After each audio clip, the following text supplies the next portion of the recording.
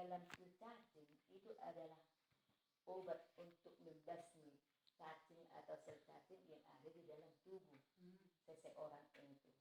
Jadi berarti kalau obat cacing juga biasa berarti dengan vitamin. Tapi apakah dengan pemberian obat cacing ini tubuh kita bisa menjadi sehat? Otomatis bisa. Kenapa? Dengan kita makan nanti sari-sari makanan nanti yang kita makan lewat dalam usus kita, otomatis pencernaan dan penyerapan daripada vitamin yang kita makan itu tadi bisa berfungsi seoptimal mungkin. Makanya anak-anak sekolah kita sesuai dengan program pemerintah yang dari pusat berikan obat cacing kepada anak-anak Indonesia yang usia sekolah pun masa usia sebelum sekolah, agar anak-anak ini nanti bisa diharapkan oleh negara untuk menyelamatkan bangsa, menyelamatkan keluarga, dan menyelamatkan diri sendiri. Itu maksudnya pemberian obat cacing ini sebenarnya.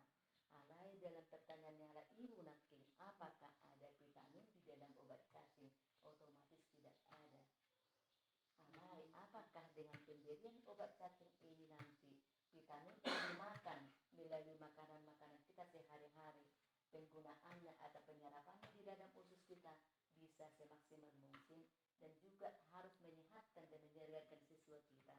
Karena cacing ini tadi, semua jenis cacing ada, diharapkan bisa mati sampai dengan telur cacing ada, sampai akar-akarnya. Kalau gabus dimakan, Ada pertanyaan Ibu. Oke. Kan? Baik Bu, catat deh pertanyaan. Ada pertanyaan, nanti pemberi jawaban pun ada, harus melakukan pertanyaan. Sesi pertama. Sama kan, gini kan Ibu. Gini kan Ibu. Jam 3 mulai Ibu. Jam sonari. 5 menit lagi. Jam sonari dong. Apa ada mu akan sami Bu. Apa memaksa pertanyaan lo? Gini kan Ibu. Iya, oke. Begini Bang, Anda harus siap. Kalau ada pertanyaan yang tidak diketahui, catat.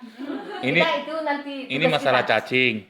Jadi kan ada penyakit tipus. Ada penyakit tipus. Harus memakan cacing. Harus makan cacing. Iya. Itu cacing. Itu salah satu obat. Salah satu obat dari penyakit ini, penyakit tipus ya. Betul. Nah, berarti kita bisa simpulkan bahwa manusia yang ada cacingnya berarti dia jarang kena tipus. Oh. Bisa kayak gitu, Ibu? Marilah dulu kita simak bersama. Mari kita simak bersama ya. Karena pertanyaan ini sesi pertama hanya sesi pertama begitu. Kan itu.